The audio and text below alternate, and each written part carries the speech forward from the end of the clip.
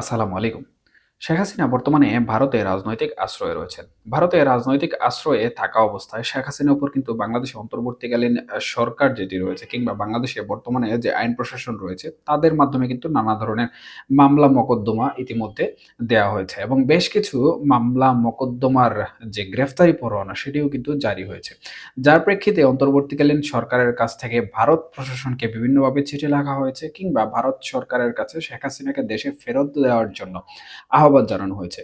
এবং আমরা দেখেছি অন্তর্বর্তীকালীন সরকারের প্রধান উপদেষ্টা মোহাম্মদ ইউনূসের সাথে ভারতের প্রধানমন্ত্রী নরেন্দ্র মোদির যে সাইডলাইনে থাইল্যান্ডে একটি বৈঠক অনুষ্ঠিত হয়েছে। সেই বৈঠক ঘিরেও কিন্তু শেখ হাসিনাকে দেশে ফেরত দেওয়ার প্রসঙ্গটি সবথেকে বেশি হাইলাইট হয়েছে। তবে ভারত প্রশাসন এখন পর্যন্ত কিন্তু শেখ হাসিনাকে দেশে ফেরত দেবে কি দেবে না কিংবা শেখ হাসিনা বিষয়ে অন্তর্বর্তীকালীন সরকারের সাথে কোন ধরনের পদক্ষেপে যাবে এই বিষয়ে কিন্তু কোনো ধরনের জবাব তারা দেয়নি। এখন পর্যন্ত ভারত সরকার শেখ হাসিনা প্রসঙ্গে কোনো ধরনের মুখও কিন্তু খোলেনি। হ্যাঁ কিংবা না কোনো বার্তা কিন্তু তারা এখন পর্যন্ত দেয়নি। তাহলে শেখ হাসিনা প্রকৃতপক্ষে দেশে ফিরবেন কি ফিরবেন না?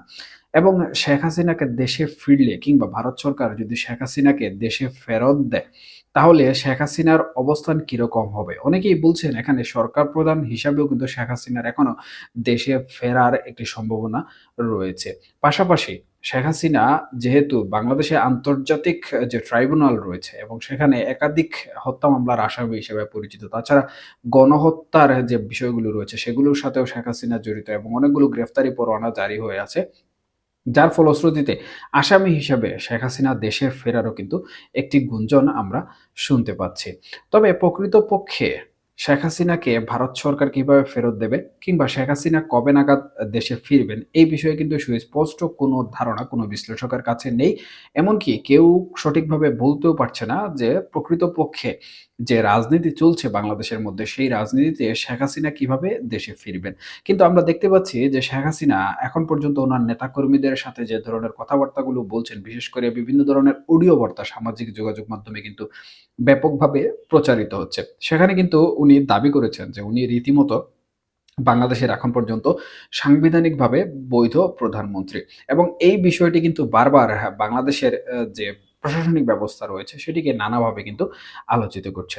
এখানে সবথেকে গুরুত্বপূর্ণ যে বিষয় সেটি হচ্ছে শেখ হাসিনার আসামি হয়ে দেশে ফেরা নাকি প্রধানমন্ত্রী হয়ে কিংবা ক্ষমতাবান হয়ে পুনরায় আবার বাংলাদেশের ক্ষমতায় ফিরে আসা। বাংলাদেশ সম্প্রতি যে অবস্থা দিয়ে যাচ্ছে অর্থাৎ অন্তর্বর্তীকালীন সরকার দেশ পরিচালনা করছে এবং অন্তর্বর্তীকালীন সরকারের পাশাপাশি বাংলাদেশের গর্বিত যে সেনাবাহিনী রয়েছে, তারাও কিন্তু বাংলাদেশের বর্তমান পরিস্থিতি সামাল দেওয়ার জন্য ব্যাপক পরিশ্রম করে যাচ্ছে এবং দিনরাত তারা ছুটে চলছে বাংলাদেশের বর্তমান যে পরিস্থিতি, সেই পরিস্থিতিকে স্বাভাবিক করার জন্য। কারণ বিগত ৫ই আগস্ট ২০২৪ সনে যে ঘটনা ঘটেছে, সেই ঘটনা যেটিকে অনেকে গণ-অভ্যুত্থান বলে থাকেন, অনেকে জুলাই বিপ্লব বলে থাকেন, আবার কেউ ছাত্র জনতার আন্দোলন হিসাবেও কিন্তু স্বীকৃতি দিয়ে থাকেন। তবে ভিন্ন মত থাকলেও বাংলাদেশ আওয়ামী লীগের পতনের জন্য যে আন্দোলন হয়েছে, সেই আন্দোলন পরবর্তীতে বাংলাদেশের রাজনৈতিক অবস্থা কিন্তু সবথেকে চরম পর্যায়ে উত্তেজিত রয়েছে এবং সেই উত্তেজিত রাজনৈতিক অবস্থায় বাংলাদেশের রাজনৈতিক দলগুলো যেমন বিভিন্ন ধরনের কায়দা অবলম্বন করছে, ঠিক একইভাবে বাংলাদেশের প্রশাসনিক ব্যবস্থাও কিন্তু বিভিন্নভাবে পরিবর্তিত হচ্ছে। কেউ প্রশাসনিকভাবে নিজেদের যে আধিপত্য রয়েছে, সেই আধিপত্য সৃষ্টি করার জন্য ব্যস্ত রয়েছেন। কেউ বা আবার প্রশাসনিক ব্যবস্থাকে নানাভাবে প্রশ্নবিদ্ধ করার চেষ্টা করছেন। একাধারে বাংলাদেশ আওয়ামী লীগ যে একটি বৃহৎ রাজনৈতিক দল, সেই রাজনৈতিক দলও কিন্তু কোনোভাবে তাদের রাজনৈতিক কর্মকাণ্ড নিয়ে বসেনি। যদিও বাংলাদেশের অভ্যন্তরীণ যে রাজনীতির মাঠ রয়েছে, সেই রাজনীতির মাঠে কিন্তু এখন পর্যন্ত লেভেল প্লেইং ফিল্ড তৈরি না হওয়ার কারণে বাংলাদেশ আওয়ামী লীগ কোনোভাবে শক্ত অবস্থানে দাঁড়াতে পারেনি। এখানে লেভেল প্লেইং ফিল্ড বলতে যেটি বোঝানো হচ্ছে সেটি হচ্ছে বাংলাদেশের অন্যান্য রাজনৈতিক দল বর্তমানে যে অবস্থায় রাজনীতি করছে অর্থাৎ তাদের উপর কিন্তু প্রশাসনিক কোনো বাধা নেই কিংবা তাদের সাথে অন্তর্বর্তীকালীন সরকারের কোনো ধরনের দ্বন্দ্ব নেই। সুতরাং এই পরিস্থিতি কিন্তু এখন পর্যন্ত আওয়ামী লীগ গড়ে তুলতে পারেনি। সেটি হোক আন্তর্জাতিক পর্যায়ে, সেটি হোক অভ্যন্তরীণ পর্যায়ে। সুতরাং এখানে আওয়ামী লীগ যে বিষয়টি করতে ব্যর্থ হয়েছে। যার ফলশ্রুতিতে কিন্তু এখন পর্যন্ত বাংলাদেশের মাঠ রাজনীতিতে আওয়ামী লীগ ফিরতে পারেনি। অদূর ভবিষ্যতে বাংলাদেশ আওয়ামী লীগ বাংলাদেশের যে রাজনীতি রয়েছে সেই রাজনীতিতে কিভাবে ফিরবে এটি নিয়েও কিন্তু প্রশ্ন ওঠা শুরু হয়েছে। তবে প্রাসঙ্গিকভাবে যে বিষয়টি এখানে আলোচ্য সেটি হচ্ছে শেখ হাসিনা দেশে ফিরবেন। এবং শেখ হাসিনা দেশে ফেরার জন্য উনি যেভাবে উনার বক্তব্যগুলোতে উল্লেখ করছেন যে উনি বাংলাদেশের এখনো সাংবিধানিকভাবে বৈধ প্রধানমন্ত্রী এবং সেই বৈধ প্রধানমন্ত্রিতার বিষয়টি নিয়ে বাংলাদেশে ৫ই আগস্ট পরবর্তী থেকেই কিন্তু নানা ধরনের আলোচনা সমালোচনা এবং যারা কূটনৈতিক বিশ্লেষক রয়েছেন তারাও কিন্তু বিভিন্ন ধরনের মতামত উপস্থাপন করছেন। এদিকে ভারত কিন্তু সম্প্রতি বাংলাদেশ প্রসঙ্গে যে বিষয়টি বলেছে এবং আমেরিকা বাংলাদেশ প্রসঙ্গে যে বিষয়টি বলেছে সেটি কিন্তু বাংলাদেশের জনগণের উপর অনেকটাই গুরুত্ব আরোপ করেছে। অর্থাৎ উভয় দেশই কিন্তু কূটনৈতিকভাবে কিংবা রাজনৈতিকভাবে এটি বলতে সক্ষম হয়েছে যে বাংলাদেশের জনগণ প্রকৃতপক্ষে যেটি চাইবে সেটি কিন্তু আন্তর্জাতিক মহল মেনে নিবে। এখন বাংলাদেশের জনগণ যদি আওয়ামী লীগের পক্ষে তাদের যে সমর্থক রয়েছেন বা তাদের যে জনসমর্থন রয়েছে সেটি যদি চলে যায় তাহলে বাংলাদেশ আওয়ামী লীগ সাংবিধানিকভাবে হোক কিংবা আন্তর্জাতিক আইনের মাধ্যমে হোক বাংলাদেশ আওয়ামী লীগ ক্ষমতায় ফেরা সম্ভব।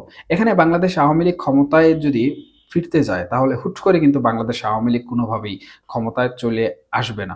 বরঞ্চ বাংলাদেশ আওয়ামী লীগ ক্ষমতায় আসার জন্য ধীরে, ধীরে যে পর্যায়ক্রমিক একটি রাজনীতি রয়েছে সেটি হোক আন্তর্জাতিক মহল অথবা বাংলাদেশের অভ্যন্তরীণ রাজনীতির যে বিষয়াদি সেগুলো পরিচালনা করতে হবে। এবং সবথেকে গুরুত্বপূর্ণ যে বিষয় সেটি হচ্ছে বাংলাদেশের জনগণকে সাথে নিয়ে কিন্তু বাংলাদেশ আওয়ামী লীগ ফিরতে হবে। কিন্তু আমরা বর্তমানে যে বিষয়টি লক্ষ্য করছি সেটি হচ্ছে আওয়ামী লীগের নেতাকর্মীরা বিভিন্নভাবে কিন্তু আওয়ামী লীগের মধ্যে এক ধরনের ফাটলের গুঞ্জন তৈরি করেছেন। এবং সম্প্রতি ভারতের বেশ কিছু পত্রিকা কিন্তু এই বিষয়টি নিয়ে নিউজ করেছে এবং তাদের কাভার অনুযায়ী একটি বিষয় স্পষ্ট হতে চলেছে যে শেখ হাসিনা বা শেখ পরিবার যেটি রয়েছে বাংলাদেশের রাজনীতিতে, সেই শেখ পরিবার আওয়ামী লীগ থেকে কিছুটা মাইনাস হতে অর্থাৎ সরে যাওয়ার জন্য তৈরি করা হচ্ছে। এখন এই বিষয়ে প্রকৃতপক্ষে আওয়ামী লীগের শীর্ষস্থানীয় নেতৃবৃন্দরা ভারতের বেশ কিছু গণমাধ্যমকে জানিয়েছেন যে এটি শুধুমাত্র একটি ষড়যন্ত্র, এর পিছনে কোনো ধরনের প্রক্রিয়া নেই। অর্থাৎ আওয়ামী লীগের শীর্ষস্থানীয় নেতৃবৃন্দ যারা রয়েছেন কিংবা শেখ হাসিনা থেকে শুরু করে যারাই বর্তমানে আওয়ামী লীগ গুছাতে ব্যস্ত রয়েছেন, অর্থাৎ বাংলাদেশের রাজনীতিতে ফেরার জন্য যে প্রক্রিয়াগুলো অবলম্বন করা প্রয়োজন, সেই প্রক্রিয়াগুলো কিভাবে করতে হয় এই বিষয়টি নিয়ে ব্যস্ত। তখন এই বিষয়টিকে ধামাচাপা কিংবা ষড়যন্ত্রের মাধ্যমে আওয়ামী লীগের নেতাকর্মীদের মধ্যে ফাটল তৈরি করার জন্য একটি গুঞ্জন তৈরি করা হয়েছে বা গুজব তৈরি করা হয়েছে। যেটিতে প্রকৃতপক্ষে বাংলাদেশ আওয়ামী লীগের বর্তমান যারা রয়েছেন দায়িত্বশীল তাদের কোনো প্রকার হস্তক্ষেপ নেই। এমনকি তারা এটিও বলেছেন যে বাংলাদেশ আওয়ামী লীগ এ ধরনের কোনো চিন্তাভাবনাও করছে না। সুতরাং এই যে গুঞ্জনটি উঠেছে, এই গুঞ্জনটি প্রকৃতপক্ষে বাংলাদেশ আওয়ামী লীগের নেতাকর্মীদের বিভ্রান্ত করার জন্য তৈরি করা হয়েছে।